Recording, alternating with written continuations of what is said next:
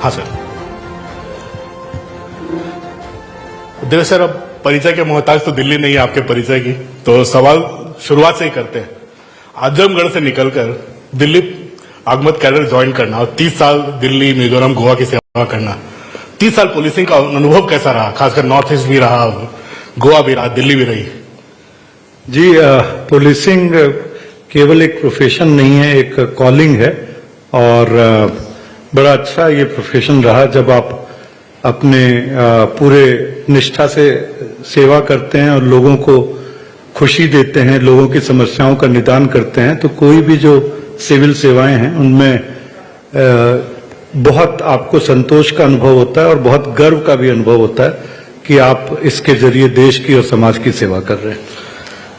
Engineer थे आप, वहां से आईपीएस बन गए जी। एक वो प्रोफेशन पसंद नहीं आया या आईपीएस पसंद था? जी देखिए, वही तकनीक का भी, इंजीनियरिंग का एक अपना डिग्री है हमारे पास और उसकी वजह से तकनीकी काफी जानकारी है और आजकल के जो प्रोफेशन है उसमें तकनीक का काफी इस्तेमाल होता है। तो ये एक हमें फायदा पहुंचता है कि पहले से चूंकि आप तकनीक से की जानकारी रखते हैं तो किस तरह से पुलिसिंग में टेक्नोलॉजी का उपयोग किया जाए उसमें आपको आसानी रहती है और ज्यादा से ज्यादा आप टेक्नोलॉजी का समावेश कर सकते हैं। देवेश सर, कुछ आपके बैचमेट जो आपके साथ ट्रेनिंग से लगातार आपके साथ हैदराबाद से लेकर यहाँ तक, एफसी से लेकर यहाँ तक जुड़े रहे हैं, उनका कहना है कि देश सेवा सब बहुत सीधे साधे हैं, कभी दुश्मनी नहीं रखते। तो इतना सीधा साधा पुलिस वाला कैसे है? देखिए, हर पुलिस वाला एक अच्छा इंसान होता है, क्योंकि किसी भी को अच्छा पुलिस वाला बनने के लिए अच्छा इंसान होना चाहिए। तो मैं उन दोस्तों को भी धन्यवाद देना चाहूंगा और ये कहना चाहूंगा कि आप ये अमिताभ जी मान के चलें कि हर पुलिस वाला जो है एक अच्छा इंसान पहले है, अगर वो एक अच्छा पुलिस वाला है। सर, हम लोग तो जब कई दशकों पहले जब दिल्ली पढ़ने आए तो पुलिस से बहुत डर लगता था। ट्रैफिक पुलिस भी देख लेते तो हमें लगता था कि अरे रोक देगा, वो कुछ पैसे वसूल कर देगा। लेकिन अब काफी छवि बदली है पुलिस की, कितनी मेहनत लगी है?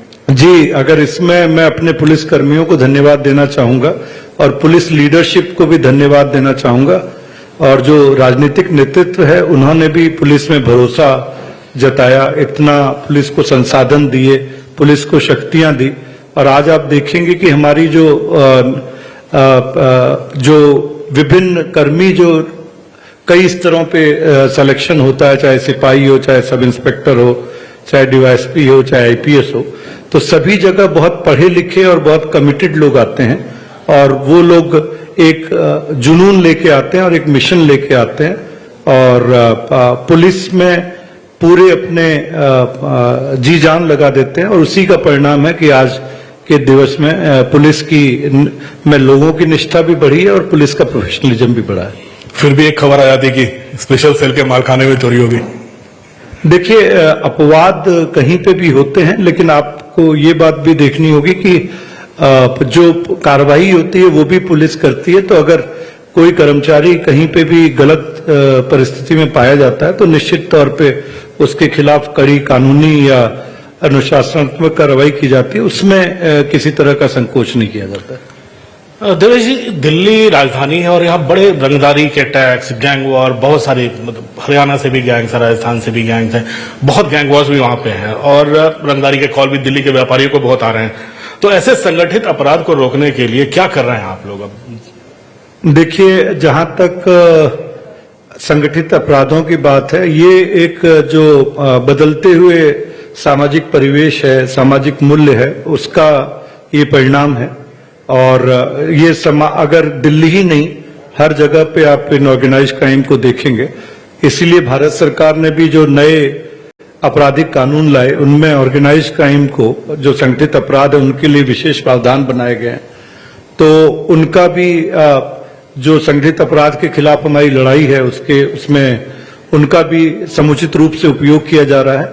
और अगर आप दिल्ली की बात करें तो दिल्ली के कोई गैंग नहीं है। अब कोई, अगर आप इधर चाहे अखबार भी देखें, बहुत यदा कदा कोई घटना दिखाई देती है। ज्यादातर गैंग निष्क्रिय हो चुके हैं। जो उनके सरगना हैं या जो उनकी उच्चतम पंक्ति है वो या तो जेल में है या विदेशों में है। हम लोग विदेश से भी कोशिश कर रहे हैं पिछले 2-3 साल में कामयाबी भी मिली। कुछ लोग प्रत्यार्पण करके लाए गए और कुछ लोग यहाँ पे पकड़ के लाए गए।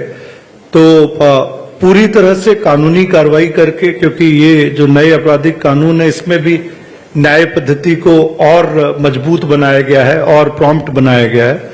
तो हम लोग ये चाहेंगे कि इनकी न केवल पकड़ धकड़ हो बल्कि इन पे इफेक्टिव प्रोसिक्यूशन भी किया जाए और इनको अपने जो दुष्कर्म है उनकी सजा भी मिलनी चाहिए। लेकिन ये जो जेल में बंद है वहां से भी रैंसम कॉल जाते हैं उनके द्वारा, विदेश में जो बैठे हुए जो ऑपरेट कर रहे हैं उनके भी रैंसम कॉल आ रहे हैं, तो माना जाए कि मुंबई की जगह दिल्ली ही क्राइम कैपिटल हो रही है?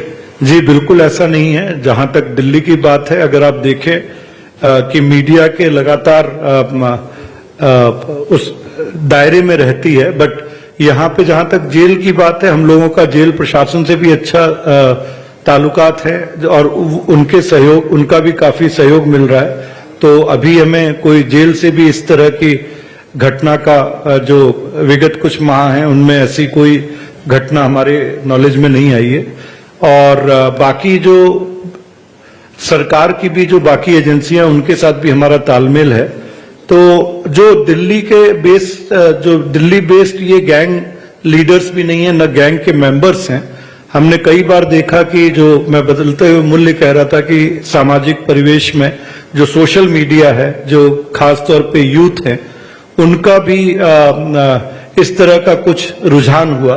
तो उसके लिए भी हमने कई स्कीम चला रखी है, जैसे युवा है, ताकि जो लोग भटके नहीं। हमारी जे क्लस्टर कमेटी है गृह मंत्रालय ने और माननीय गृह मंत्री जी ने कहा, तो हम लोग उन कमेटियों में भी लोगों को ला रहे हैं। बॉयज क्लब की स्थापना हो रही है, एंटी ड्रग्स क्लब बनाए जा रहे हैं स्कूल कॉलेजेस में। तो कुल मिला के हम प्रिवेंटिव एक्शन भी ले रहे हैं और जो इसमें कर रहा है, तो काफी आपने देखा कि गैंग्स न्यूट्रलाइज भी किए गए। तो गैंग्स के खिलाफ हमारी कार्रवाई जारी रहेगी, लेकिन हम लोग जो प्रिवेंटिव एक्शन ले रहे हैं उसमें ये चाहते हैं कि जो युवा हैं वो गलत संगति में नहीं पड़े, गलत रास्ते पे नहीं चलें और वो समय रहते हुए उनको सही रास्ते पे ले जाया जाए। वही मुंबई में कभी डी कंपनी, कभी छोटा शकील सुनते थे। अब हमें दिल्ली में आनंद तिवारी यहाँ है, बताते मंजीत महल गैंग है, बम्बीहा गैंग है, लॉरेंस बिश्नोई गैंग है, ताजपुरिया गैंग है, गोगी ग्रुप है। इतने सारे ग्रुप कैसे पनप रहे हैं दिल्ली? और जी देखिए, ये छोटे मोटे जो गैंग थे जो अपने नाम पे और रंगदारी वसूलते थे, लेकिन हम लोगों ने इस चीज को बड़ी गंभीरता से लिया। अगर आप देखें तो इन्होंने अपनी धाक जमाने की कोशिश की, बट उसमें सफल नहीं रहे।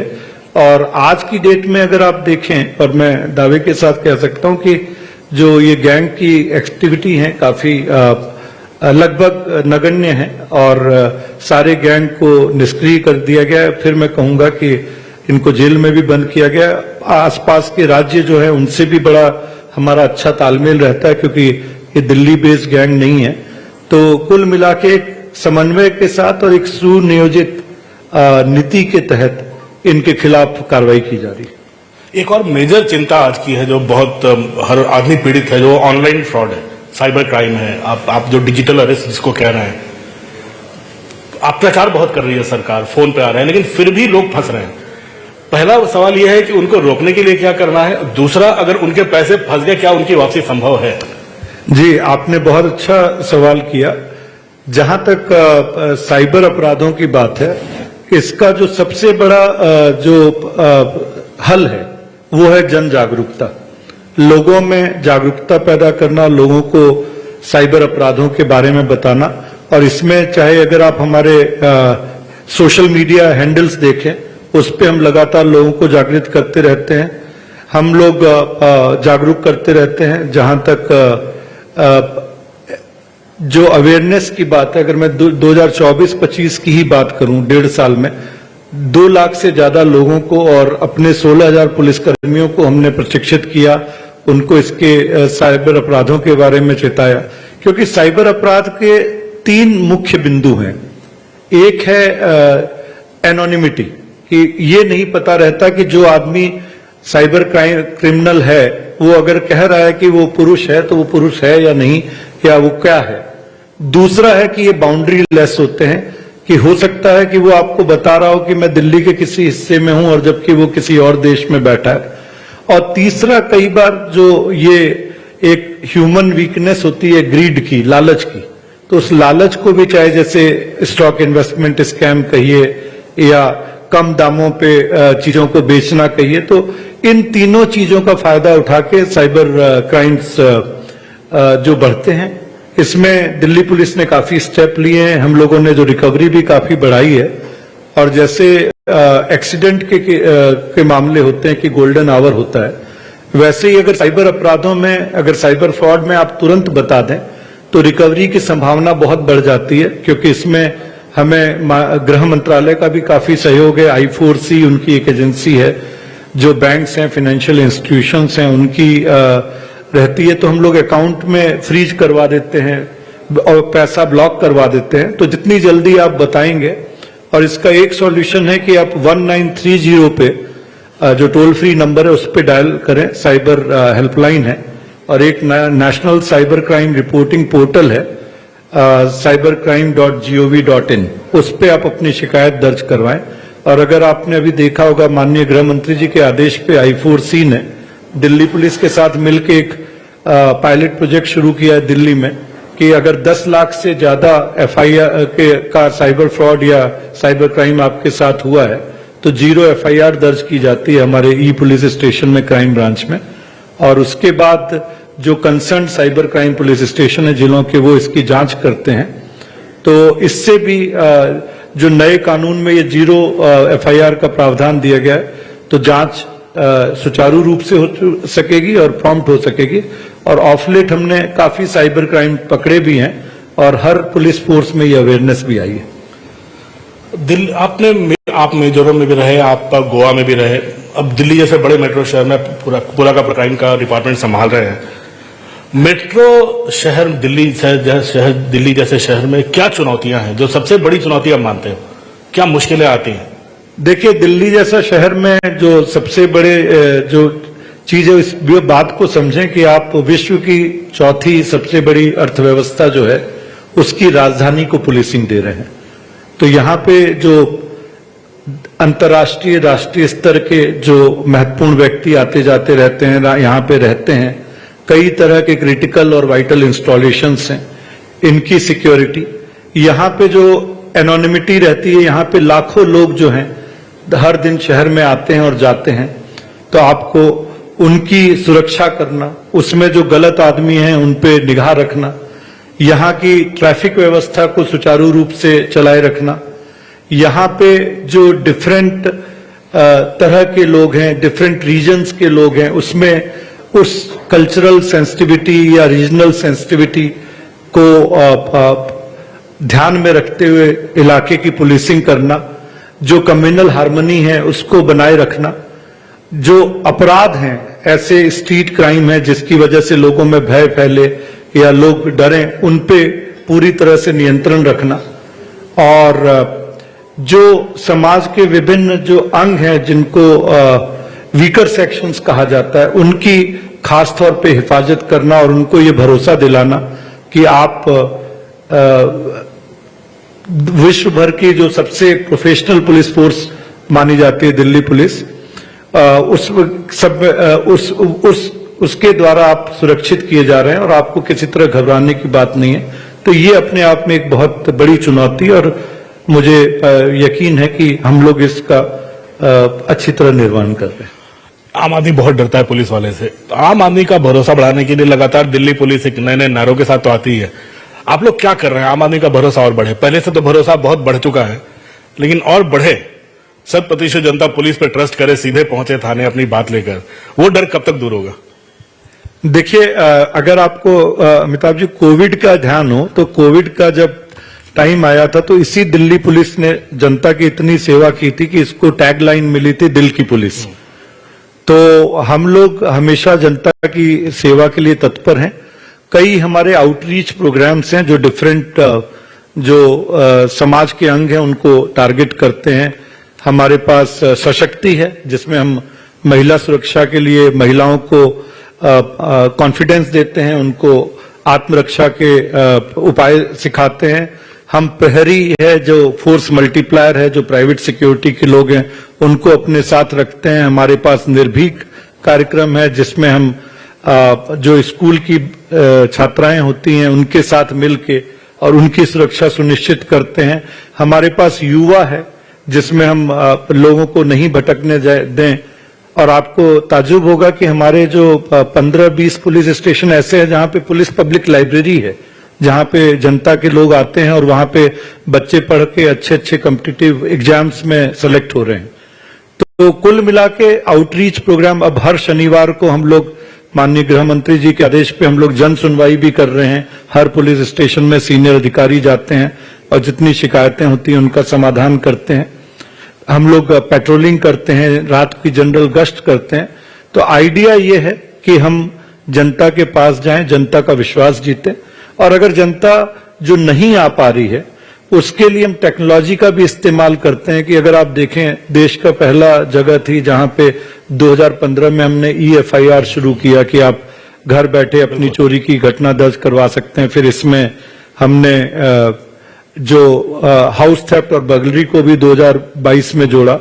तो जो टेक्नोलॉजी है और बेसिक पुलिस का है, दोनों का हम लोग समन्वय कर रहे हैं और हमारा जो मुख्य काम है वो जनता का विश्वास जीतना है।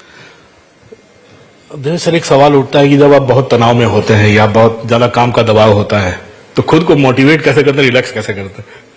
देखिए, अगर आप किसी को अपने काम से और किसी के चेहरे पे खुशी ला सकें, आपको जब अपना याद आता है कि जो आप तनाव में हैं लेकिन आपके जो अधीनस्थ कर्मचारी हैं वो कितनी मेहनत करते हैं और वो कितनी उनको आप कैसे खुश रख सकें, कैसे उनको मोटिवेट कर सकें, तो सारा तनाव अपने आप गायब हो जाता है और आप फिर से जुट जाते हैं जनता की सेवा के लिए।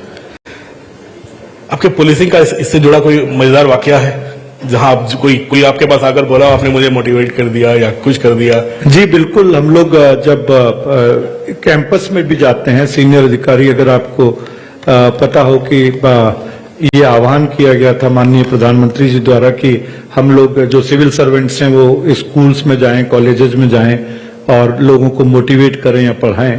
तो जब कॉलेज स्कूल्स में या जो गैदरिंग्स में जब आप जाते हैं और स्टूडेंट्स से इंटरेक्ट करते हैं, कई लोगों को सिविल सेवाओं में आने के लिए भी प्रोत्साहित करते हैं या उनको जब अपनी जीवन के बारे में बताते हैं, अपने काम के बारे में बताते हैं, तो जो उनका उत्साह होता है और जो उनका प्यार होता है वो काफी मोटिवेटिंग होता है और बड़ा देख के अच्छा लगता है कि अब ये जो भविष्य की पीढ़ी है ये भी सिविल सेवाओं की तरफ रुझान रखती है और जनता की पब्लिक सर्विस को मोटो मानती है। आखिरी सवाल, मैंने आपके शुरू में बात किया था कि आपके पुराने कुछ बैचमेट से मुझे कुछ फीडबैक मिला, एक और फीडबैक मिला था कि आप कविताएं भी लिख लेते हैं। जी बिल्कुल, ये सही बात है और सुनाते हुए हम लोग यहाँ से फिर जी नहीं, इस समय तो माहौल उपयुक्त नहीं है, लेकिन हाँ मैं लेखन कार्य भी करता हूँ, कविताएं भी लिखता हूँ, लेख भी लिखता हूँ। तो चाहे वो प्रासंगिक बातों से हो, चाहे अपने व्यवसाय से जुड़े हों। कोई 4 पंक्तियां? नहीं, मैं इस समय दिल्ली पुलिस की बातें करना चाहूंगा। तो मैं अगर अंत में फिर एक बार अपने कमिश्नर महोदय श्री संजय अरोड़ा साहब के तरफ से और अपनी तरफ से दिल्ली की जनता को ये बताना चाहूंगा कि दिल्ली पुलिस आपके लिए 24/7 आपकी सेवा में तत्पर है। आप जब समस्या में हो किसी भी तरह से हिचके नहीं और दिल्ली पुलिस के पास आए और हम पूरी अपनी ताकत से, पूरे अपने मनोबल के साथ आपकी समस्या का निदान करेंगे और आपको पूरा सहयोग देंगे। धन्यवाद। चलो, मुझे बहुत खुशी है कि अच्छे पुलिस वाले की बात आज सबने सुनी है। धन्यवाद देवी जी, आप आए। बहुत बहुत शुक्रिया सर, इतने कड़क सवालों का बेबाकी से जवाब देने के लिए। अब मैं मंच पर आमंत्रित करना चाहूंगी हमारे रोविंग एडिटर प्रतीक त्रिवेदी जी, वो मंच पर आए।